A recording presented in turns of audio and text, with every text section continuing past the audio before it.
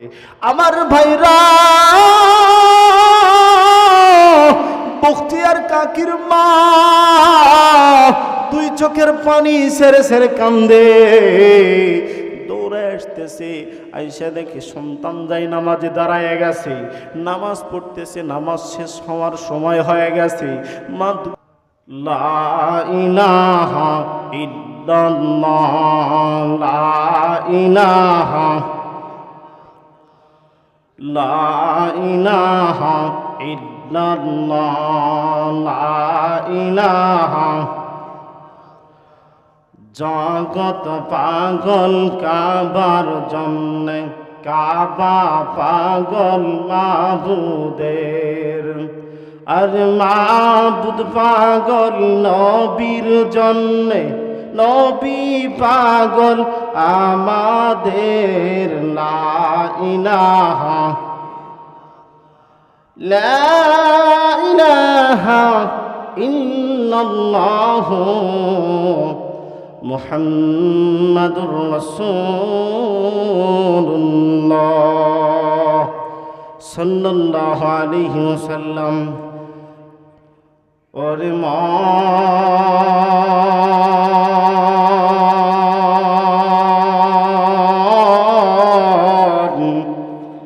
কার লাগিয়া কান্দ তুমি, কার লাগিয়া হাস? ওরে মা,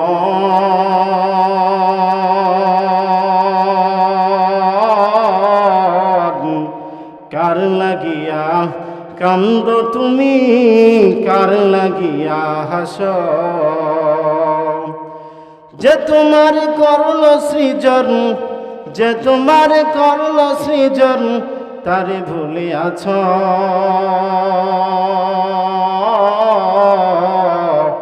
কার লাগিয়া কান্দ তুমি, কার লাগিয়া হাস? এই পৃথিবীর মালিক যিনি,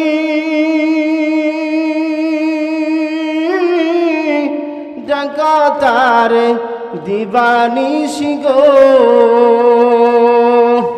ও যার দয়াতে বাঁচি আমি, যার দয়াতে বাঁচো তুমি, আমরা সবাই বাঁচি।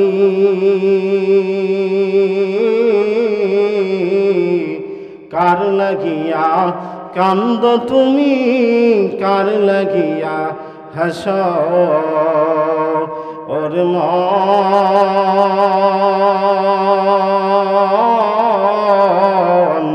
কার লাগিয়া কান্দ তুমি, কার লাগিয়া হাস? আলহামদুলিল্লাহ, শেওরাইল পূর্বপাড়া জামি মসজিদ এর উদ্যোগে তাফসিরুল কোরআন মাহফিল। আজকের ওয়াজ ও দোয়ার মাহফিলের সম্মানিত সভাপতি, প্রধান অতিথি, বিশেষ অতিথিবৃন্দ, হযরত উলামায়ে কেরাম, প্রধান বক্তা, মঞ্চে বসা আছেন আমার থেকে অনেক আলেম দিন, আমার থেকে ভালো এলেম ওয়ালা। আমার সামনে আছে বসা আছেন মুরব্বিয়ানে কেরাম, যুবক ভাইয়েরা, পর্দার আড়ালে অবস্থানগত মা ও বোনেরা, দল মত নির্বিশেষে মহান রব্বুল আলামিনের দরবারে শুকরিয়া তান আদায় করি যে মহান রব্বুল আলামিন আমাদেরকে দয়া করে মায়া করে জান্নাতের বাগানে কোরআন এবং হাদিসের তালিমের মজলিসে আসা এবং বসার তৌফিক দান করেছেন। এই জন্য সকলে দিল থেকে শুকরিয়া তান আদায় করি, আলহামদুলিল্লাহ। আপনারা মাহফিলে এসে খুশি না বেজার? এই মাহফিলে আইসা ফজিলত কি যদি মানুষ বুঝতো, তাহলে এই প্যান্ডেলে জায়গা হতো না, এলাকার মানুষ বাড়িতে বসে থাকতো না। অনেক ভাইরা বাড়িতে বসে আছে, মা বাবা কবরে চলে গেছে। আজকে একটা সুবর্ণ সুযোগ, মা বাবার রুহের মাগফিরাতের জন্য সবাই মিলে দোয়া করা। কথা বলেন ঠিক কিনা? তুমি তোমার মায়ের পেট থেকে জন্ম নিয়েছ, মার কথা কি মনে পড়ে না? যদি মার কথা মনে পড়ে দোস্ত, আসো। তুমি আমি একদিন কবরবাসী হব। আমি যদি আমার মায়ের জন্য মাহফিলে বসে দোয়া করি, বাবার জন্য দোয়া করি, আমার সন্তানেরাও কি আমাদের জন্য দোয়া করবে? করবে কি করবে না? কথা বলেন, করবে কি করবে না? করবে। এই জন্য এলাকার সমস্ত মুসলমান ভাইদেরকে বলছি, আপনারা রাস্তাঘাটে যারা দাঁড়িয়ে আছেন, বসে আছেন, অযথা সময় নষ্ট করতেছেন। কিছুক্ষণের মধ্যে জমিন থেকে কান্নার আওয়াজ আসবে ইনশাআল্লাহ। এই জন্য বরকতান হিসাবে আপনারা আসেন। কোরআনের মজলিসে বসলে একটা আয়াতে কারিমা যদি কেউ শোনে, একটা আয়াত শোনার সাথে সাথে আল্লাহ তাআলা তাকে 100 রাকাত নফল নামাজ পড়ার কবুল নামাজের সওয়াব দান করেন। সুবহানাল্লাহ। আব্দুর রহমান সুফুরি রহমতুল্লাহ আলাই তার কিতাবের ভিতরে লিখেছেন, মাহফিলে বৈশা আমরা জিকির করেছি না? আব্দুর রহমান সুফুরি রহমতুল্লাহ আলাই তার কিতাবের ভিতরে লিখেছেন, যখন বান্দা পড়ে লা ইলাহা, বলেন না, এতটুক বলার সাথে সাথে আল্লাহর নামের এত পাওয়ার, আল্লাহর নামের এত ওজন আর এত বরকত, আল্লাহর নামের পাওয়ারের কাছে কোনো গুনাহ থাকে না। যেই কলবে আল্লাহর নামের জিকিরের লা ইলাহা ইল্লাল্লাহর ধাক্কা যেই কলবে লাগবে, সেই কলবে গুনাহ থাকে না। আব্দুর রহমান সুফুরি রহমতুল্লাহ আলাই তার কিতাবের ভিতরে লিখেছেন, বান্দা যখন পড়ে লা ইলাহা, বলেন না, এতটুক বলার সাথে সাথে সমস্ত গুনাহ আল্লাহ মাফ করে দেন। সুবহানাল্লাহ। ইল্লাল্লাহ, বলেন, ইল্লাল্লাহ বলার সাথে সাথে আল্লাহর মারিফাতে নূর বান্দার কলবের ভিতরে ঢুকতে থাকে। সুবহানাল্লাহ। তাহলে আমরা এইখানে বসেছি, আমরা আল্লাহর নামের জিকির করেছি। আল্লাহর জিকির করলে গুনাহ মাফ হয়। তাহলে গুনাহ মাফের মজলিস, কথা বলেন ঠিক কিনা? তা আমি কিছুক্ষণের মধ্যে, আমি বয়ান যখন এখনো শুরু করিনি, তো আমি যখন শুরু করতেছি ইনশাল্লাহ প্যান্ডেল ভরে যাবে ইনশাল্লাহ। আশা করি যুবক ভাইরা রাস্তাঘাটেও থাকবে না, মুরব্বীরা রাস্তাঘাটে থাকবে না, আমরাও দুনিয়ায় থাকবো না। হতে পারে আজকের মাহফিল জীবনের শেষ মাহফিল, হতে পারে কার মা বাবার কবর দেশ থেকে তাকিয়ে আছে, সন্তান আমার জন্য দোয়া করবে। এই জন্য মুসলমান ভাইরা আপনারা আসুন, শেষ দোয়া ও মোনাজাত মা বাবার জন্য করে আমরা বিদায় নেব। তো সামনের দিকে একটু আগায় আসেন, এলোমেলো হয়ে আছে। যে কোনো একটা মজলিসের একটা নিয়ম আছে, সৌন্দর্য আছে। ফাঁকা জায়গা শয়তান এসে দখল করে, ধোঁকা দেয়। যে আল্লাহর রহমত পাইতে চান তার সামনে জায়গা থাকবে না ইনশাল্লাহ। হ্যাঁ, শয়তানকে যদি কেউ জায়গা দেন তার সামনে ফাঁকা থাকবে। শয়তানকে যে জায়গা দিবে না তার সামনে ফাঁকা জায়গা থাকবে না। হ্যাঁ, যুবক ভাইরা আসতেছে ইনশাল্লাহ। এই এলাকার কোনো যুবক রাস্তায় থাকবে না ইনশাল্লাহ। আমিও যুবক, তুমিও যুবক, আসো ইনশাল্লাহ, দিনে আলোচনা শুরু হবে।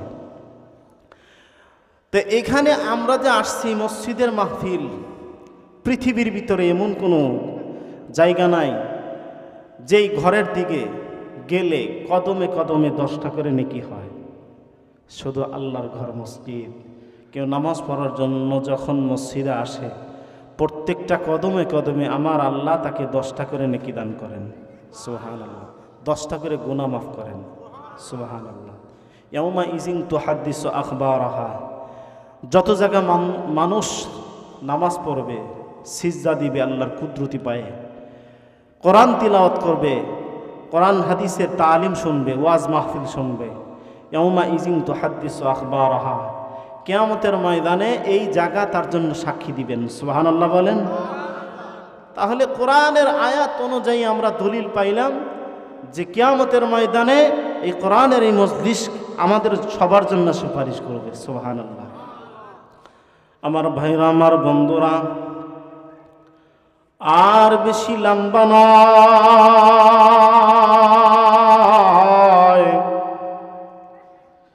কার জন্য বাঁশবাগানের বাঁশটা এরকম দাঁড়িয়ে আছে রে বাবা? কার জন্য দোকানে কাফনের কাফন আইসা হাজির হয়ে গেছে? কার জন্য মসজিদের পালকিটা যেন অপেক্ষা করতেছে রে বাবা, কার জন্য কবরস্থানের কবরটা খনন করার জন্য লাইনটা ঠিক হয়েছে বাবা। আমি আর আপনি কিন্তু এই দুনিয়ার ভিতরে থাকতে পারবো না। এই এলাকায় অনেক মুরব্বী ছিল, তারা আজকে কবরবাসী হয়েছে। এই মসজিদে অনেক মুসল্লি ছিল, যারা নামাজ পড়েছে এখন নাই, কবরবাসী হয়েছে। কথা বলেন ঠিক কিনা আমার ভাইরা? এই এলাকার কিছু মানুষ জান্নাতে যাবে, আবার কিছু মানুষ জাহান্নামে যাবে। অনেক মানুষ বলে নামাজ পড়লে কি হবে, না পড়লে কি হবে, নামাজ পড়ে কোনো লাভ নাই। কি কেমনভাবে লাভ নাই? কোরআনে আয়াতের দলিল শোনেন। এই এলাকার মানুষ, কিছু মানুষ জান্নাতে যাবে, কিছু মানুষ জাহান্নামে যাবে। যখন জান্নাতীরা জাহান্নামীদেরকে প্রশ্ন করবে, মা সালাকুকুম ফি সাকার, তুই জাহান্নামে গেলি, আমি জান্নাতে আইছি, কারণটা কি বল? তুই আর আমি একসাথে আমরা কৃষিকাজ করেছি, তুই আর আমি একসাথে বাজারে ব্যবসা করেছি, তুই আর আমি তো একই এলাকায় বসবাস করেছি, আল্লাহ আমাকে জান্নাত দিয়েছি, জান্নাতে আইছি, তুই জাহান্নামে গেলি, এর কারণটা কি বল না। তখন ওই জাহান্নামী ব্যক্তি বলবে, ক্বালু লাম নাকু মিনাল মুসাল্লিন।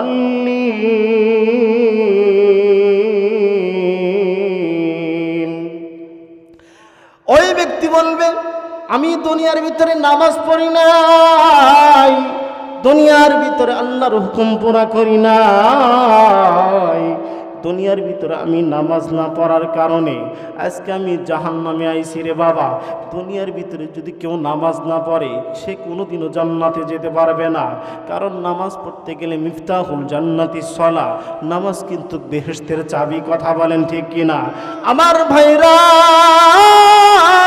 নামাজ পড়লে কি লাভ হবে গো আমার ভাইরা? আল্লাহর নবী জনাবে মুহাম্মদুর রাসূলুল্লাহ সাল্লাল্লাহু আলাইহি ওয়াসাল্লাম ফরমান, যখন বান্দা আল্লাহর হুকুমের গোলামি করার জন্য মসজিদে আজান শোনার সাথে সাথে যখন মসজিদের দিকে যায়, মসজিদে যাওয়ার পরে যখন নামাজে দাঁড়ায় রে বাবা, নামাজ দাঁড়ানোর সময়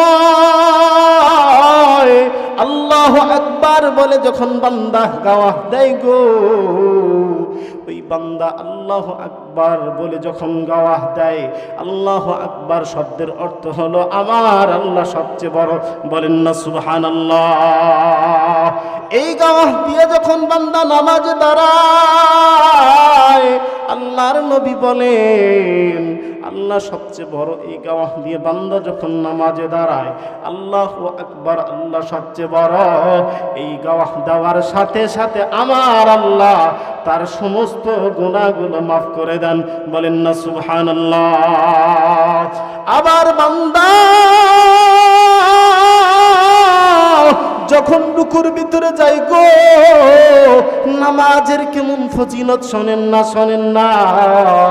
বান্দা যখন নামাজের ভিতরে রুকুর ভিতরে যায়, সুবহান রাব্বিয়াল আযীম 3 বার 5 বার 7 বার যখন পড়ে, এই 3 বার 5 বার 7 বার পড়ার সাথে সাথে আল্লাহর নবী বলেন, তার ওজন বরাবর স্বর্ণ আল্লাহ রাস্তায় দান করলে যে নেকি হয়, তার থেকে বেশি নেকি আমার আল্লাহ নামাজিকে দান করেন।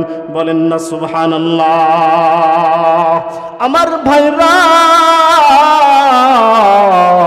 যখন বান্দা নামাজে দাঁড়াইয়া সূরাতুল ফাতিহা তিলাওয়াত করে, আমার আল্লাহ বান্দার সাথে এরকম মুহাব্বত নিয়ে, মজা নিয়ে, ফেরেশতাদের সাথে গর্ব করতে থাকে। যখন নামাজের ভিতরে পড়ি আলহামদুলিল্লাহি রাব্বিল আলামিন, বলেন না আলহামদুলিল্লাহি রাব্বিল আলামিন, আমার আল্লাহ ফেরেশতাদেরকে ডাক দিয়ে বলেন, হ্যাঁ ফেরেশতারা, হামিদানি আব্দি, আমার বান্দা আমি আল্লাহর প্রশংসা আদায় করতেছে। তখন আবার যখন বান্দা পড়ে আর রহমানির রহিম, আমার আল্লাহ ফেরেশতাদেরকে ডাক দিয়ে বলেন, হে ফেরেশতারা, তোমরা শোনো না, শোনো না, দেখো আমার বান্দারা আমি আল্লাহর গুণ কীর্তন করতেছে। সুবহানাল্লাহ বলেন। যখন পড়ি মালিকি ইয়াউমিদ্দিন, বলেন না মালিকি ইয়াউমিদ্দিন, আমার আল্লাহ ফেরেশতাদেরকে ডাক দেবেন, হে ফেরেশতারা দেখো না, দেখো না আমার বান্দা বান্দিরা আমি আল্লাহর বরত্বের মহত্বের কথা বলতেছি। চিৎকার দিয়ে বলুন সুবহানাল্লাহ। আবার বান্দা যখন সিজদার ভিতরে যাইয়া আল্লাহর কুদরতি পায়ে মাথা ঠেকাইয়া 3 বার 5 বার 7 বার পরে সুবহান রাব্বিয়াল আলা, সুবহান রাব্বিয়াল আলা, সুবহান রাব্বিয়াল আলা, আমার আল্লাহ ডাক দিয়ে বলেন, হে ফেরেশতারা তোমরা সাক্ষী থাকো আমি আল্লাহর পবিত্রতার ঘোষণা করতেছি। এ ফেরেশতারা আমি আল্লাহর কুদরতি পায়ে মাথা ঠেকাইয়া আমার বান্দা বান্দি আমি আল্লাহর কুদরতি পায়ে মাথা ঠেকাইয়া আমি আল্লাহর পবিত্রতার ঘোষণা দেয়। তোমরা সাক্ষী থাকো ওদের গুনাহগুলো আমি মাফ করে ওদেরকে পবিত্র বানায় দিলাম। জোরে জোরে বলেন সুবহানাল্লাহ। আমার ভাইরা মুসা আলাইহিস সালাতু ওয়াস সালাম আল্লাহকে ডাক দেখো, আল্লাহ আমি যে তোমার সাথে এরকম তোর পাহাড়ে মোহাব্বতের কথা কই গো আল্লাহ, এরকম কি কোনো নবী কোনো পয়গম্বর কোনো উম্মতেরা এরকম আল্লাহ তোমার সাথে মোহাব্বতের কথা বলতে পারবে? এইবার আমার আল্লাহ ডাক দিয়ে বললেন, হে মুসা তোমার আর আমার মাঝে যে কথা হয় মোহাব্বতের কথা তুমি বলতেছো, আমি আল্লাহর কুদরতি ভাবে কথা হয়। সুবহানাল্লাহ। ও মুসা তুমি জানোনি তোমার মাঝে আর আমার মাঝে কত দূরত্ব রে মুসা? 7 আসমান জমিনের দূরত্ব রে মুসা। আরো দূরত্ব আছে এরকম আমি আল্লাহর তাজাল্লি নূরের 70,000 নূরের পর্দা। সুবহানাল্লাহ। তোমার আর আমার মাঝে যে কথা হয় আমি আল্লাহর কুদরতি ভাবে কথা হয় রে মুসা। এমন একজন নবী আসবে যার নাম মুহাম্মদুর রাসূলুল্লাহ সাল্লাল্লাহু আলাইহি ওয়াসাল্লাম, যাকে সৃষ্টি না করলে ও মুসা আমি আল্লাহ তোমাকেও বানাইতাম না। সুবহানাল্লাহ বলেন। ও মুসা এমন একজন নবী আসবেন যাকে সৃষ্টি না করলে আমি আল্লাহ জমিনকে সৃষ্টি করতাম না। হে মুসা এই নবী হলেন মুহাম্মদুর রাসূলুল্লাহ সাল্লাল্লাহু আলাইহি ওয়াসাল্লাম। উম্মতে মুহাম্মাদি যখন নামাজে দাঁড়াবে তোমার মাঝে আমার মাঝে যে দূরত্ব রে মুসা, উম্মতে মুহাম্মাদি যখন নামাজে দাঁড়াবে আমার মাঝে আর বান্দার মাঝে কোনো পর্দা থাকবে না।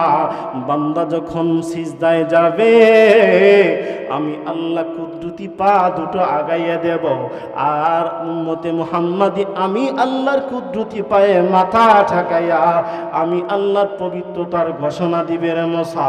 সেই দিন আমার মাঝে আর বান্দার মাঝে কোনো পর্দা থাকবে না। চিৎকার দিয়ে বলুন সুবহানাল্লাহ। স্থানের একটু মাটি বাইনা করে রাখ রে, বাইনা করে রাখ, বলেন না স্থানের একটু মাটি বাইনা করে রাখ রে, বাইনা করে রাখ। কখনো জানি আসবে রে তোর মানব,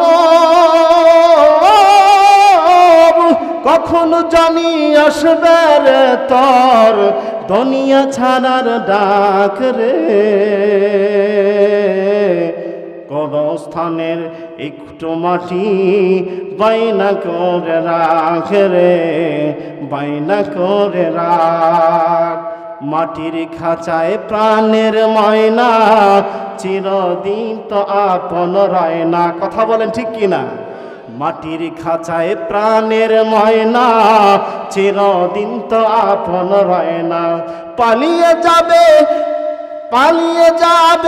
খাঁচা ছেড়ে, পালিয়ে যাবে খাঁচা ছেড়ে, একটু পেলেই ফাঁক রে। কবরস্থানের একটু মাটি বাইনা করে রাখ রে, বাইনা করে রাখ। কথা বলেন ঠিক কিনা আমার ভাইরা? আল্লাহর হুকুম ছাড়া কেউ কিন্তু পরিপূর্ণ মুসলমান হতে পারবে না রে বাবা। কেউ যদি নামাজ না পড়ে সে কিন্তু পরিপূর্ণ মুসলমান দাবি করতে পারে না। ঈমান আনার সাথে সাথে তার প্রথম আমলই হলো নামাজ। যেই ব্যক্তি নামাজ পড়ে না তার ভিতরে দিন নাই রে বাবা। নামাজ ছাড়া কোনো ব্যক্তি মুসলমান দাবি করতে পারে না। আমার ভাইরা, ও শেওড়াল ধামরাই এলাকার মা গো, কিসের জন্য আপনি নামাজ পড়বেন না? ও বাব্বাইরা, আপনারা কিসের জন্য নামাজ পড়বেন না? আপনারাও নামাজ পড়বেন, সন্তানদেরকেও নামাজ পড়াইবেন। কিভাবে বখতিয়ার কাকি রহমতুল্লাহ আলাইহির মা কি সুন্দর হিকমতের সাথে সন্তানকে নামাজ পড়ান শিক্ষা দিয়েছেন। ও মা, সন্তানকে যদি আপনি নামাজ শিক্ষা দেন গো মা, আপনি দুনিয়ার থেকে চলে গেলে আপনার সন্তান নামাজ পড়ে পড়ে দোয়া করবে। আর যদি নামাজ শিক্ষা না দেন গো, আপনার সন্তান কোনোদিনও দোয়া করবে না। কথা বলেন ঠিক কিনা? বখতিয়ার কাকি রহমতুল্লাহ আলাইহি তার মা কিভাবে সন্তানকে নামাজ শিক্ষা দিয়েছেন। আমার ভাইরা, বখতিয়ার কাকি রহমতুল্লাহ আলাইহির মা সন্তান যখন 4 বছর 5 বছর বা 6 বছর হলো, হাঁটি হাঁটি পা পা করে যখন সন্তান বড় হতে লাগলো, সন্তান মাকে বলে, মা আমি তো খাবার খাবো, আমার ক্ষুধা লেগেছে মা। এইবার মা বলে, খাবারের মালিক তো আমি না, খাবারের মালিক হলেন আমার আল্লাহ। চিৎকার দিয়ে বলুন সুবহানাল্লাহ। ও বাবা, খাবারের মালিক তো আমি না, খাবারের মালিক হলেন আমার আল্লাহ। খাবার আমার আল্লাহর কাছে চাইলে আমার আল্লাহ দিয়ে দিবে। এইবার মা বলতেছে, কিভাবে খাবার চাবো? বলতেছে, ওযু করে আসো আর নামাজে দাঁড়াও। নামাজ পড়ার পর আমার আল্লাহ তোমার খাবারের ব্যবস্থা করে দিবেন। চিৎকার দিয়ে বলুন সুবহানাল্লাহ। এইবার বখতিয়ার কাকি ওযু করতে গেছে,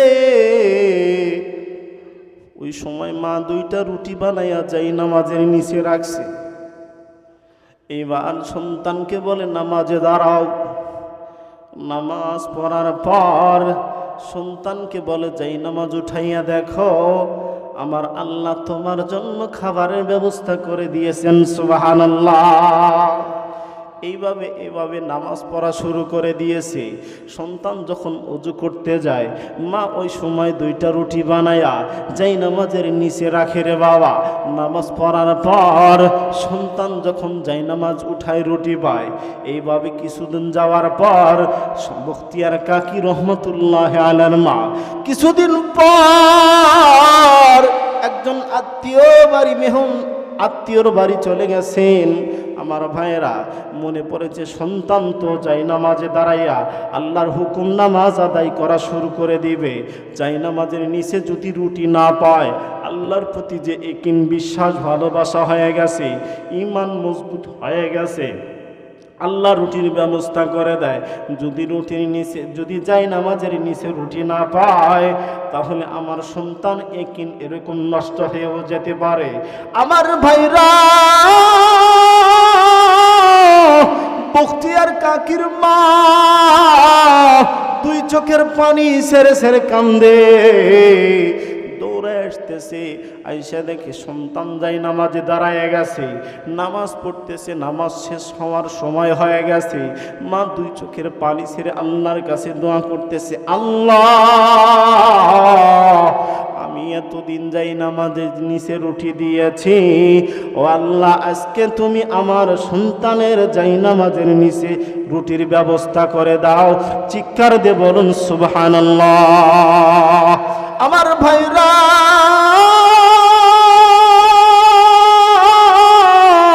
এইবার বখতিয়ার কাকি রহমাতুল্লাহ আলাইহি যখন নামাজ শেষ করেছে, বাবা নামাজ শেষ করার পর এরকম যেই নামাজ প্রতিদিন নেয় উঠাইছে, যাই নামাজ উঠানোর পর দেখে যাই নামাজের নিচে আমার আল্লাহ রুটির ব্যবস্থা করে দিয়েছেন। সুবহানাল্লাহ। এইবার রুটি যখন মুখে দেয়, মায়ের দিকে মুস্কি মুস্কি হাসে, আল্লাহু আকবার, ডাক দিয়ে বলেন, মা প্রতিদিন যে রুটি খাই আজকে আর রুটির মতো না গো মা, আজকে রুটি কি সুন্দর গ্রান মা, সুবহানাল্লাহ বলবেন না? আজকের রুটির ভিতরে কেমন যেন সুস্বাদু মা, আজকের রুটির ভিতরে কেমন যেন আল্লাহর বরকত আইছে মা। ও মা আজকের রুটি অনেক মজা মা, এতদিন তুমি রুটি বানায়া খাওয়াও, এরকম প্রতিদিন এরকম ভাবে যাই নামাজের নিচে রুটি পাই গো মা, আজকের রুটির মতো না মা, আজকের রুটিটা কেমন যেন মজারে। আমার ভাইরা, বখতিয়ার কাকি রহমাতুল্লাহ আলাইহির মা ছিলেন মা, আর আমরাও মহিলারা হইছি মা। আমাদের নামাজ নাই, পর্দা নাই, কোরআন তিলাওয়াত নাই, আমাদের সন্তানরা কথা শুনবে কিভাবে? কথা বলেন ঠিক কিনা? আমাদের সমাজে এমন হয়েছে এখন শরিয়তি বিশ্বাস করে না। কথা বলেন ঠিক কিনা? কয় শরিয়া মানি না, শরিয়া মানে না। দুনিয়া থাক গিট আউট করে দিবেন কে? আল্লাহ। আল্লাহর জমিনে থাইকে মুসলমান দাবি করে, কয় শরিয়া মানি না। নাস্তিকতার সাইলাব এ জমিনে ছড়ায় গেছে। কথা বলেন ঠিক কিনা? মাওলা কেন আইলাম রে এই জামানাতে, আমি কেন আইলাম রে? কথা বলেন ঠিক কিনা? মাওলা কেন আইলাম রে এই জামানাতে, আমি কেন আইলাম রে? এই জামানার মানুষগুলো মানুষ নাহি বলে, এই জামানার মানুষগুলো মানুষ নাহি বলে, গরু কুরাহার মানাইয়া, গরু কুরাহার মানাইয়া হাইনার মতো চলে। এই জামানাতে আমি কেন আইলাম রে? মাওলা কেন আইলাম রে এই জামানাতে, আমি কেন আইলাম রে? রাস্তাঘাটে চলে ওরা গলা গলি ধরে, দেখলে ওদের চলা ফেরা, দেখলে ওদের চলা ফেরা, মাথা আমার ঘরে। মাওলা কেন আইলাম রে এই জামানাতে, আমি কেন আইলাম রে? মাওলা কেন আইলাম রে এই জামানাতে, আমি কেন আইলাম রে? এই জামানার মানুষগুলো মানুষ নাহি বলে, এই জামানার মানুষগুলো মানুষ নাহি বলে, গরু কুরাহার মানাইয়া, গরু কুরাহার মানাইয়া হাইনার মতো চলে। কেন আইলাম রে এই জামানাতে, আমি কেন আইলাম রে? মাওলা কেন আইলাম রে এই জামানাতে, আমি কেন আইলাম রে? কথা বলেন ঠিক কিনা? আপনাদের কষ্ট হচ্ছে? আমার ভাইরা, নামাজ কার হুকুম? অকদা রব্বুকা আল্লাহ তা'বুদু ইল্লা ইয়্যা, ইবাদত করব কার? আল্লাহর হুকুম। আল্লাহ বলেন আমার ইবাদত ছাড়া অন্য কারো ইবাদত করা যাবে না। আমার ভাইরা, সাহাবায়ে কেরাম 12 থেকে 13 বছর ইমানের পিছনে মেহনত করেছেন। 12 থেকে 13 বছর কি ইমানের পিছনে কি মেহনত করেছেন। আমাদের ইমানের হালত এমন, আমার ইমান আমাকে মসজিদে নিতে পারে না, তাহলে আমার ইমানে সমস্যা আছে কি নাই? মসজিদে আজান হয়, আমার ইমান আমাকে সুদ খাওয়া থেকে বাঁচাইতে পারে না, আমার ইমানে সমস্যা আছে কি নাই? আমার ইমান এত দুর্বল মসজিদে 5 ওয়াক্ত নামাজ পড়াইতে পারে না, আমার ইমান এত দুর্বল হকের পক্ষে কথা বলতে সাহস পায় না, আমার ইমানে সমস্যা আছে কি নাই? এই জন্য সাহাবাদের ইমান ছিল মজবুত। আমি মুসলমান দাবি করি, আমার নামাজ পড়ার জন্য কেউ আমাকে আঘাত করছে, কেউ আমাকে মারছে, আমার ইমান আনার জন্য আমাকে কেউ আঘাত করছে? আমার ভাইরা, সাহাবায়ে কেরাম হযরত বিলাল রাদিয়াল্লাহু তাআলা কেমনভাবে কষ্ট করেছেন ইমান আনার কারণে। আমার ভাইরা, আমার বন্ধুরা, হযরত বিলাল রাদিয়াল্লাহু তাআলা কেমন ইমান মজবুত ছিল রে বাবা। হযরত বিলাল রাদিয়াল্লাহু তাআলা মদিনার উত্তপ্ত গরম বালি, এরকম 50 ডিগ্রি এরকম ভাবে রৌদ্রের কিরণ রে বাবা, ওই উত্তপ্ত গরম বালির ভিতরে খালি পায়ে যদি আমরা হাঁটতে যাই এরকম পা দিয়ে ঠোসা পড়ে যাবে। কথা বলেন ঠিক কিনা? আমার ভাইরা, হযরত বিলাল রাদিয়াল্লাহু তাআলা আনহু হাত পা বেঁধে এরকম গলায় রশি লাগাইয়া এরকম উত্তপ্ত গরম বালির ভিতরে টাইনা টাইনা এরকম ভাবে শরীর ঠোসা পড়ে যাইতো। আর ব্যথার আঘাত করতে করতে রক্তের ফুলকি বের হইতো গো বাবা। আমার আপনার এরকম নামাজ পড়ার কারণে, ইমান আনার কারণে কিন্তু কেউ মারতেছেন রে বাবা। হযরত বিলাল রাদিয়াল্লাহু তাআলা আনহু ইমান আনার কারণে, লা ইলাহা ইল্লাল্লাহ পড়ার কারণে হযরত বিলাল রাদিয়াল্লাহু তাআলা আনহু তার মনিব উমাইয়া তাকে মারতে মারতে শরীর থেকে রক্ত ঝরাইতো, চামড়া তুলে ফেলতো। সাহাবী আবু বকর রাদিয়াল্লাহু তাআলা আনহু একদিন রাস্তা দিয়ে হেঁটে হেঁটে যায়, দেখেন বিলালের শরীরের চামড়া তুলে ফেলেছে। বিলাল রাদিয়াল্লাহু তাআলা আনহু এরকম শরীর থেকে চামড়া তুলে ফেলেছে, এরকম ভাবে তার এরকম শরীর থেকে রক্ত এরকম রঞ্জিত হয়ে গেছে। হযরত বিলাল রাদিয়াল্লাহু তাআলা আনহুকে আবু বকর রাদিয়াল্লাহু তাআলা আনহু বলেন, হ্যাঁ বিলাল, তুমি এরকম ভাবে তোমার এত রক্ত ঝরাইছে কি কারণে? এইবার বিলাল রাদিয়াল্লাহু তাআলা আনহু বলেন, আমি আমার আল্লাহর উপর ঈমান এনেছি।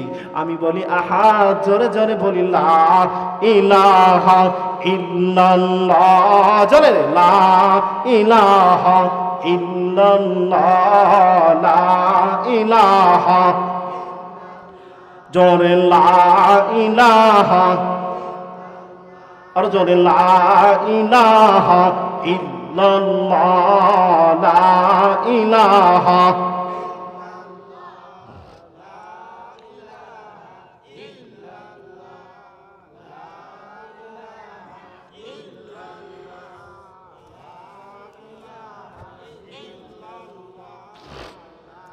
লা ইলাহা ইল্লাল্লাহ, লা ইলাহা, লা ইলাহা ইল্লাল্লাহু মুহাম্মাদুর রাসূলুল্লাহ সাল্লাল্লাহু আলাইহি ওয়াসাল্লাম। আবু বকর রাদিয়াল্লাহু তাআলা আনহু বলেন, তুমি জোরে জোরে ডাকলে তোমার উপরে উমাইয়া মারধর করে, তোমার শরীর থেকে এরকম ভাবে রক্ত ঝরায়, তুমি জোরে জোরে ডাকো কেন? আস্তে ডাকলেও তো আমার আল্লাহ শোনে, তুমি আস্তে আস্তে ডাকো, তোমার উপর উমাইয়া আঘাত করতে পারবে না। বিলাল রাদিয়াল্লাহু তাআলা আনহু ডাকতে বলেন, ভাই আবু বকর, আমি যখন আমার আল্লাহকে আস্তে আস্তে ডাকি, আস্তে ডাকলে এরকম ভাবে জোরে ডাকার মতো মজা পাই না। জোরে জোরে আমার আল্লাহকে যখন ডাকি, যেই পরিমাণ মজা পাই আস্তে ডাকলে ওই পরিমাণ মজা পাই না। যখন আমার আল্লাহকে ডাকি, ওই সময় উমাইয়া আমাকে মারতে মারতে চামড়া তুলে ফেলে, উমাইয়া মারতে মারতে আমার শরীর থেকে রক্ত ঝরায়। ওই সময় আমার আল্লাহ যার উপর ঈমান এনেছি, যার উপরে আমার ঈমান মজবুত করেছি, ওই সময় আমার আল্লাহ আমার সামনে জান্নাত তুলে ধরে। চিৎকার দিয়ে বলুন সুবহানাল্লাহ, নারে তাকবীর। আমার ভাইরা, রাদিয়াল্লাহু তাআলা আনহু বলেন, আমি যখন আমার আল্লাহকে ডাকি, উমাইয়া মারতে মারতে আমার শরীর থেকে চামড়া তুলে ফেলে রে বাবা, আমার শরীর থেকে এরকম ভাবে রক্ত ঝরায়। ওই সময় আমার আল্লাহ আমার সামনে এরকম ভাবে জান্নাত তুলে ধরে। আল্লাহর জান্নাত দেখার সময় গো, আমার রক্ত ঝরুক আর চামড়া তুলুক, আমি বিলালের কোনো কিছু আসে যায় না। চিৎকার দিয়ে বলুন সুবহানাল্লাহ। কেমন ছিলেন সাহাবায়ে কিরামের ঈমান? আর আমার ঈমান আমাকে মসজিদে নিতে পারে না বাবা। সাহাবায়ে কিরাম, তার ভিতরে একজন ছিলেন হযরত খাব্বাব রাদিয়াল্লাহু তাআলা আনহু। কেমন ঈমান ছিল রে বাবা! খলিফাতুল মুসলিমিন হযরত ওমর রাদিয়াল্লাহু তাআলা আনহুর জামানায় খলিফা ওমর রাদিয়াল্লাহু তাআলা আনহু বলেন, খাব্বাব রে, তোমার এই জিহ্বার ভিতরে কি কোনো কুষ্ঠ রোগ হয়েছে নাকি? তোমার জিহ্বার ভিতরে কেমন যেন কষ্ট দেখা যায়। এইবার খাব্বাব রাদিয়াল্লাহু তাআলা আনহু বলেন, ও ভাই ওমর, আমি দিন মানার কারণে, আল্লাহর উপর ঈমান আনার কারণে ওই বেঈমান কাফেরের কুষ্টি আমাকে এরকম ভাবে প্যারাক গরম করিয়া আগুনের ভিতরে দিয়া প্যারাক চুক্কা বানাইয়া কাটা যুক্ত বানাইয়া আগুনে এরকম ভাবে প্রচন্ড হিট করিয়া আমার জিহ্বা এরকম টান দিয়ে ধরিয়া জিহ্বার মাঝখান দিয়ে বারবার ঢুকাইছে। ওই সময় আমি খাব্বাব বলতেছিলাম, লা ইলাহা ইল্লাল্লাহ, লা ইলাহা, লা ইলাহা ইল্লাল্লাহু মুহাম্মাদুর রাসূলুল্লাহ সাল্লাল্লাহু আলাইহি ওয়াসাল্লাম। সাহাবায়ে কিরামের ঈমান কত মজবুত ছিল রে বাবা! আমার ঈমানটা এত দুর্বল, ইবাদত করব কার? জোরে বলেন কার? আরো জোরে বলেন কার? ইবাদত করব কার? আমার ভাইরা, আল্লাহ বলেন, ওয়াকাদা রাব্বুকা আল্লা তা'বুদু ইল্লা ইয়্যা, আমি আল্লাহর ইবাদত ছাড়া অন্য কারো ইবাদত করবা না। ওয়া বিল ওয়ালিদাইনি ইহসানা, মা বাবার সাথে সদ্ব্যবহার করবা। চিৎকার দিয়ে বলুন সুবহানাল্লাহ। দুনিয়া আইছি দুইজন সত্তার মাধ্যমে। এক নম্বর সত্তা হলেন আল্লাহ, যে আমাকে সৃষ্টি করেছে বাবা। আর দুই নম্বর, দ্বিতীয় নাম্বার হলেন যার মাধ্যমে, যার গর্ভে আমি দুনিয়ার ভিতরে এসেছি, তারা হলেন মা বাবা। কথা বলেন ঠিক কিনা? ও মুসল্লি ভাইরা, উলামায়ে কেরামের সামনে কথা বলতেছি বাবা। মা যার দুনিয়ার ভিতরে নাই, এই সময় 10 মিনিটের ভিতরে দেখবেন প্রত্যেকের চোখে পানি বের হয়ে গেছে বাবা। কিছুক্ষণের মধ্যে এই জমিন থেকে কান্নার আওয়াজ আসবে রে বাবা। অল্প সময় একটু ধৈর্য ধরে বসেন রে বাবা, যে চলে যায় চলে যেতে দিবেন রে বাবা। এই বরকতান জায়গায় যে বসে থাকবে, চোখের পানি না ছেড়ে কেউ থাকতে পারবে না রে বাবা। আমার ভাইরা, দুনিয়ার ভিতরে যার মা নাই, কতটা দিন হয়ে গেল এ জবানে কার জন্য মা ডাক চিরদিনের জন্য বন্ধ হয়ে গেছে। কথা বলেন ঠিক কিনা? আমার ভাইরা, কার যেন বাবা নাই, কবর দেশে চলে গেছে। বাবা যেই ঘরে থাকতো সেই ঘরটা বাড়িতে অনেকেরই এখনো রয়েছে। বাবা যেই বাড়িতে বসবাস করতো সেই বাড়িটা এখনো রয়েছে রে বাবা। বাবা নাই, বাবা কবর দেশে চলে গেছে। আমার ভাইরা, কে যেন মা বাবার লাশটাকে এরকম ভাবে নিজ হাতে কবরে শুয়াইছি। নিজ হাতে যখন শুয়াইছে, তুই চোখের পানি ছেড়ে ছেড়ে কান্না করেছে আর শুয়াইছে গো। বাবার লাশটাকে, মায়ের লাশটাকে যখন কবরে শোয়াইছে, শোয়ানোর সময় চোখের পানি ছেড়ে ছেড়ে কান্না করেছে রে বাবা। যখন কবরে শোয়াইছে, ওই সময় মা মা মা করে চিৎকার করে কেঁদেছে।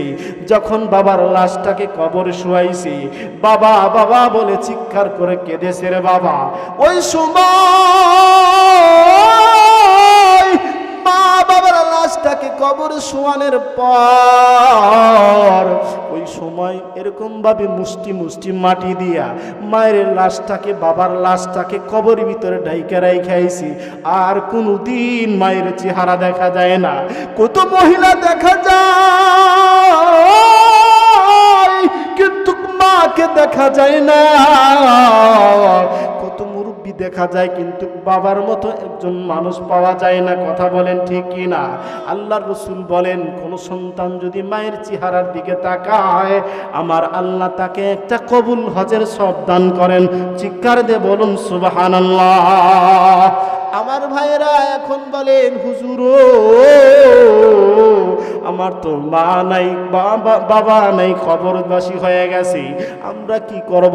আল্লাহর নবী বলেন, জুমার দিন ফজরের নামাজ পড়িয়া কোন সন্তান যদি মায়ের কবরের কাছে যায়া, বাবার কবরের কাছে যাইয়া যদি কোন সন্তান সূরাতুল ফাতিহা সূরা ইখলাস পড়ে মা বাবার জন্য দোয়া করে কবরের কাছে যাইয়া, ওই সন্তানের গুনাহগুলো আমার আল্লাহ মাফ করে দেন।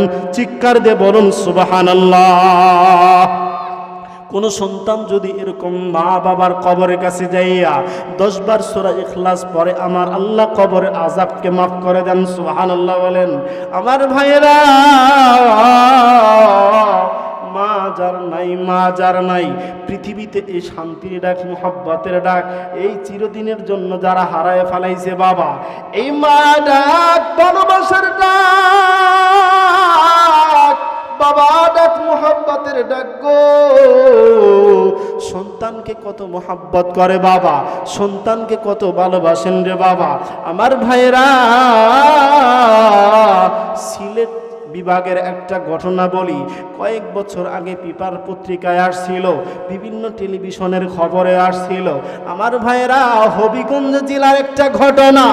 একটা মহিলা মা, সন্তান গর্ভপাত হচ্ছে না, মায়ের গর্ভ থেকে সন্তান দুনিয়ার ভিতর প্রসব হচ্ছে না।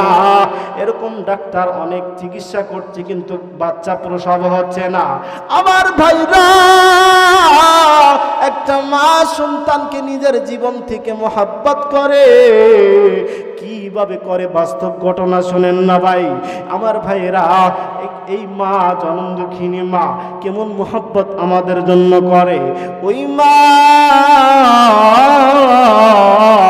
বাচ্চা করবে থেকে প্রসব হচ্ছে না, এরকম ভাবে তার গার্ডিয়ানরা, তার আত্মীয় স্বজন, এরকম মুরব্বীরা, এরকম ডাক্তাররা তাদেরকে বলতেছে, মা চান না সন্তান চান, গাছ চান না ফল চান। এইবার গার্ডিয়ানরা বলতেছে, আমরা ফল চাই না, আমরা গাছ চাই। গাছ যদি বেঁচে থাকে গো, আল্লাহ একদিন ফল দিবে, আমাদের ফল দরকার নাই, গাছকে বাঁচান। এইবার ডাক্তাররা বলতেছেন যে কোনো একটা চাইতে হবে, ফল চান না গাছ চান রে বাবা। এইবার সবাই বলতেছে, সিগনেচার করে ফেলেছে গো বাবা, আমাদের গাছের দরকার, মাকে বাঁচান, মা যদি বেঁচে থাকে আবারও আল্লাহ বাচ্চা দিবে। ইতিমধ্যে ওই মহিলা কথাগুলো শুনে ফেলেছে, ডাক্তারকে ডাকতে বলল, ও ডাক্তার সাহেব, ওনারা কি বলে, কিসের সিগনেচার দিল? এইবার ডাক্তার বলতেছে, আপনার পেটে যে বাচ্চা আছে, এই বাচ্চাকে বাঁচাইতে গেলে আপনি বাঁচবেন না, আর আপনাকে বাঁচাইতে গেলে বাচ্চাকে বাঁচানো যাবে না। এইবার সবাই বলতেছে আপনাকে বাঁচানোর কথা। এইবার ওই মহিলা চিৎকার দিয়ে বলতেছে, না,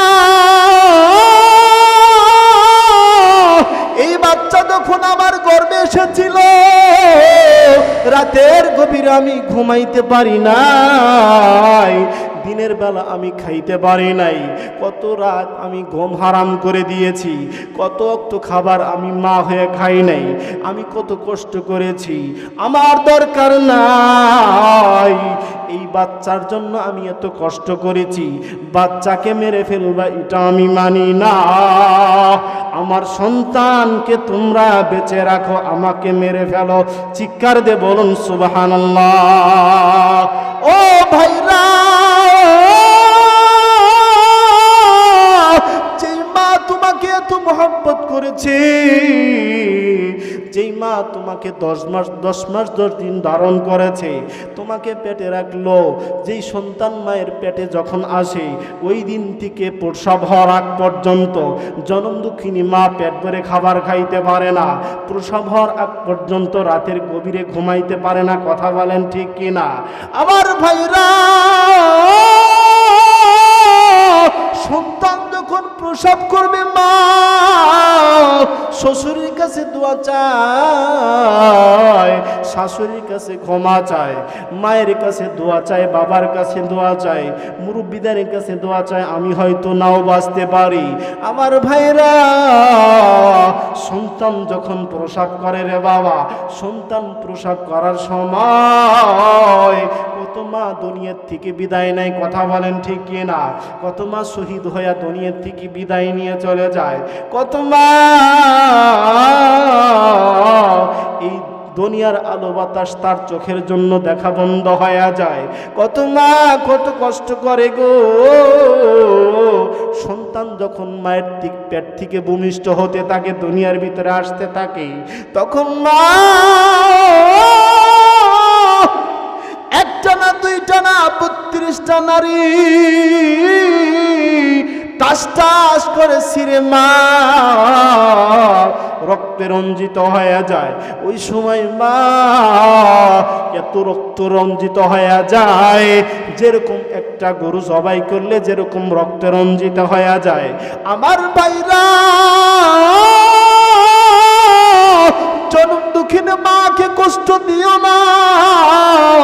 মা যখন বাচ্চা প্রসব করে, যখন একটা না দুইটা না 32টা নারী টাস টাস করে ছিঁড়ে মা যখন রক্তে রঞ্জিত হয়ে যায়, বাচ্চা যখন প্রসব হয়, বাচ্চা যখন চিৎকার আওয়াজ দেয় ওয়া ওয়া, এই ওয়া ওয়া শব্দ শোনার সাথে সাথে মা রক্ত মাখা দেহ লইয়া, আমার ভাইরা, বাচ্চা প্রসব হওয়ার সাথে সাথে কোনো মা কিন্তু বসতে পারে না। কথা বলেন ঠিক কিনা? কোনো মা কখনো দাঁড়াইতে পারে না, কোনো মা ভালোভাবে বসতে পারে না। ওই দুর্বল সময় অবশ্যই সন্তানের চিৎকার আওয়াজ পাওয়ার সাথে সাথে মা মুস্কি মুস্কি হাসি দেয়, চিৎকার দিয়ে বলুন সুবহানাল্লাহ। আমার ভাইয়েরা, হুমা জান্নাতুকা ওয়া নারুকা, মা বাবা যদি তোমার প্রতি খুশি হয়ে যায়, তুমি আল্লাহর তরি জান্নাতে যাইতে পারবা। আর মা বাবা যদি বেজার হয়ে যায়, তুমি মুসল্লি হও, তুমি ইমাম হও, যত বড় আলেম হও, তুমি জাহান্নামে যাইবা। কথা বলেন ঠিক কিনা? মান রাদিয়া আনহু ওয়ালিদাহু ফানাদাতহু রাদ। মা বাবা খুশি, আমার আল্লাহ তার প্রতি খুশি। মা বাবা যার প্রতি বেজার, আমার আল্লাহ তার প্রতি বেজার। কথা বলেন ঠিক কিনা? আমার ভাইরা, আমি আর বেশি লম্বা করতে চাই না। মা বাবা যার নাই, মা বাবা যার নাই, এখন এই মাহফিল দিকে যাওয়ার পরে মা বলে ডাক দিতে পারবে না। কোনো সন্তান যদি বিদেশে থেকে ঢাকায় থেকে আসে, স্ত্রী কিন্তু ভালো খাবারের দিকে, পোশাকের দিকে তাকিয়ে থাকে, সন্তানরা ভালো খাবারের দিকে তাকিয়ে থাকে, কিন্তু জনম দুঃখিনী মা বলে না। কথা বলেন ঠিক কিনা? বাস্তব একটা ঘটনা কই রে বাবা, আমাদের শ্রীরামপুর মাদ্রাসার একটা ঘটনা। একটা বাচ্চা, এরকম অনেকগুলো বাচ্চা খেলাধুলা করতেছে 2 তলার বারান্দার উপরে, 2য় তলার বারান্দার উপরে। আমি তাকায়া তাকায়া দেখতেছি খেলাধুলা করতেছে। একটা ছাত্রর বাবা এরকম ভাবে চানাচুর বিস্কিট এরকম মজা নিয়ে আসছে। ওই ছাত্রটা দৌড়াইয়া এরকম সিঁড়ি দিয়ে আস্তে আস্তে নামলো। নামার পর আবার দৌড়াইয়া বাবার কোলে উঠছে। বাবা এরকম ভাবে কোলে নিয়ে বুকে জড়াইয়া ধরছে। বাবা সন্তানের এরকম নাকে মুখে চুমা খায়, মোহব্বত করে চুমা খায় রে বাবা। এরকম ভাবে সন্তানও বাবাকে চুমা খায়, বাবাও সন্তানকে চুমা খায় রে বাবা। এরকম ভাবে করুণ দৃশ্য রে বাবা। গভীর মনোযোগ, এদিক ওদিক মনোযোগ হারাবেন না রে বাবা। আমার ভাইরা, সন্তানও বাবাকে চুমা খায়, সন্তানও বাবাকে চুমা খায়, বাবাও সন্তানকে চুমা খায়। ওই করুন ওই মুহূর্তে আমি তাকাইয়া দেখি যে বাচ্চাদের সাথে খেলাধুলা করতেছিল, আর একটা বাচ্চা বারান্দার পিলারের সাথে দাঁড়ানো রে বাবা, চোখের পানি ছেড়ে ছেড়ে কান্না করতেছে। আমি তাকায়া তাকায়া দেখতেছি কিসের জন্য কান্না করে, কিসের জন্য কান্না করে। ওই ছাত্র সন্তানকে বাবা তার সন্তানকে মোহাব্বত করে চুমা খায়। ওই উপর তালায় থেকে 2 তালায় থেকে একটা ছেলে এরকম দাঁড়াইয়া দাঁড়াইয়া চোখের পানি ছেড়ে ছেড়ে জোরে জোরে হাউমাউ করে কান্না করে। আমি দাঁড়াইয়া বললাম বাবা আমার কাছে আসো। আসতে যাইয়া এরকম ভাবে বারান্দায় পড়ে গেল। আমি মনে করেছি টাইসের কারণে, পিছল হওয়ার কারণে মনে হয় পড়ে গেছে। আমি দৌড়ায় উঠে দেখি ওই ছেলেটা হাউমাউ করে চিৎকার করে কাঁদতেছিল, হুজুর আমি কান্দি। ওই আমার বন্ধু আব্দুল্লাহ ওর বাবার কোলের উপরে উঠেছে, এরকম ভাবে কত আদর করলো। আমার বাবাও তো এরকম বেঁচে ছিল, আমার বাবাও তো আমাকে অনেক মোহাব্বত করেছে রে বাবা। আমার ভাইরা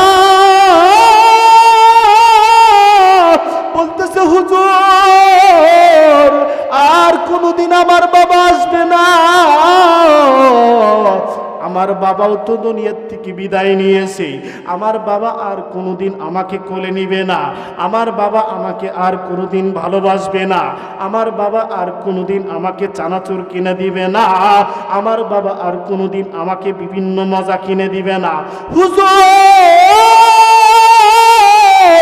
আমার মা নাই, আমার বাবা নাই, কে আমাকে মজা কিনে দিবে? এই জন্য আমি কান্দি। আমি বুঝাইয়া বললাম কান্দো না রে বাবা, আমি তোমাকে মজা কিনে দেব। বলে হুজুর আপনি মজা কিনে দিলে কি হবে? আমি তো আর কোনোদিন বাবা বলে ডাক দিতে পারবো না। আমার ভাইরা আমার একটা ভাতিজা আছে, করুণ ঘটনা। দুনিয়ার ভিতরে যার মা নাই, দুনিয়ার ভিতরে যার বাবা নাই, সেই বোঝে মা বাবা হারানোর কি যন্ত্রণা। ছেলেটার নাম হলো আবু ইউসুফ, কিছুদিন আগে হাফেজ হয়েছে। ছেলেটার মাও নাই বাবা নাই, আমার আপন ফুফাতো ভাইয়ের ছেলে। ছেলেটা যখন ছোট আমি মাদ্রাসায় নিয়ে আসছি। আমি যখন হাত খরচ কিছু দিতেছিলাম, ক্লাসের ভিতরে বসে বসে 2 চোখের পানি ছেড়ে ছেড়ে কান্না করত। আমি ডাক দিয়ে বলতাম আবু ইউসুফ রে, পড়ালেখা বাদ দিয়ে চোখের পানি কিসের জন্য কান্না করো? বলতেছে কাকা আমার তো বাবা নাই মা নাই, আমার বাবা কত ছাত্রদের কাঠ দিয়ে আসে, আমার বাবা নাই, আমার বাবা তো আর কোনোদিন আসবে না। আমি বলি বাবা তোরে না আমি কত কিছু দেই তাও কান্না করো? বলতেছে হুজুর আপনি অনেক কিছু দেন, কিন্তু যখন বাচ্চাদের বাবা আসে, আমার বন্ধুদের বাবারা আসে, তখন আমার বাবার কথা মনে পড়ে যায়। আমার বাবা আমাকে কোলে নেয় না, ছোটবেলা বাবার গলা ধরে ঘুমাইছি, বাবার কথা মনে পড়েছে, এই জন্য সহ্য হয় না। ওই ছেলেটা মাঝে মাঝে কান্না করত। যেই ছাত্রদের মা নাই বাবা নাই, যেই দিন মাদ্রাসা ছুটি হয় রে বাবা, ওই দিনকা বাচ্চারা রুমের আড়ালে এরকম দরজার আড়ালে দাঁড়াইয়া দাঁড়াইয়া কান্দে, চোখের পানি ছেড়ে ছেড়ে কান্দে। একদিন আমি জিজ্ঞাসা করেছি কান্দো কেন? বলে আমার তো কেউ নাই, আমি কার কাছে যাব? আমার মা নাই বাবা নাই, আমরা কার কাছে যাব? আমার ভাইরা আমার ওই ভাতিজা আবু ইউসুফ কিছুদিন আগে হাফেজ হলো। যখন মাদ্রাসার মাহফিলের দিন তাকে পাগড়ি দেওয়া হলো, ওই প্রত্যেকটা ছাত্রর নাম আগে বলে, তারপরে বাবার নাম বলে। ওই আবু ইউসুফের নাম যখন বলল এই মুহূর্তে পাগড়ি নিবে, নাম হলো আবু ইউসুফ, বাবার নাম মৃত্যু আব্দুল মতিন। যখন মৃত্যু বলা হলো, প্রত্যেকটা ছাত্র হাসতে হাসতে পাগড়ি নিল, আনন্দের সাথে পাগড়ি নিল। বাবা, ওই আবু ইউসুফ ছেলেটা যখন বাবার নাম মৃত্যু ঘোষণা হলো, দাদা করে কেঁদে দিয়েছে রে বাবা, দুই চোখের পানি ছেড়ে ছেড়ে কান্না করতেছে। হুজুররা জিজ্ঞাসা করে এই ছাত্রটা কাঁদতে কেন? বলা হলো ওর মা নাই, ওর বাবা নাই। ওই ছাত্রটা যখন পাগড়ি নিয়ে এরকম ভাবে স্টেজ থেকে নামলো, আমি বললাম বাবা আর কাঁদিস না, বাবার কবরের কাছে যা সূরা ইয়াসিনটা বইরো বাবা। বলে হুজুর আমার বাবা যদি দুনিয়ার ভিতরে বেঁচে থাকতো, আমার মা বাবা কত খুশি হইতো, আমার বাবা না জানি কত খুশি হইতো। হাফিজ হয়েছি, পাগড়ি নিলাম, আমার বাবা তো দেখলো না। এই জন্য দুনিয়ার ভিতরে যার মা নাই, দুনিয়ার ভিতরে যার মোহাব্বতের বাবা নাই, এরকম ভাবে ওই মোহাব্বতের মধুমাখা ডাকটা হারায় ফেলাইছি। মা কত কষ্ট করেছে রে বাবা, কবির মনোযোগ। আমার থেকে মুরব্বীরা আরো বেশি জানেন। এই এলাকায় যখন অনেক এরকম ভাবে আমার মুরব্বীরা যখন বেঁচে ছিল, মুরব্বীরা এত কষ্ট করেছে, আমার দাদা চাচারা বাবারা যে কষ্ট করেছে, কেমন কষ্ট রে বাবা। এই ঘটনা সবাই বলবে না, সবাই কিন্তু জানেও না ভাই। এই মুরব্বীরা এত কষ্ট করেছে, চাউলের অভাবে চীনের চাউলের ভাত রান্না করেছে। কথা বলেন ঠিক কিনা? আওয়াজ দিয়ে বলেন ঠিক কিনা? চীনার চাউলের ভাত রান্না করিয়া এরকম ভাবে কষ্ট করেছে রে বাবা। চীনার চাউলের ভাত রান্না করে ভাতগুলো এরকম ভাবে সন্তানদেরকে দিয়েছে, ওই ভাতের মারগুলো মা বাবা খেয়েছে। কথা বলেন ঠিক কিনা? বাবা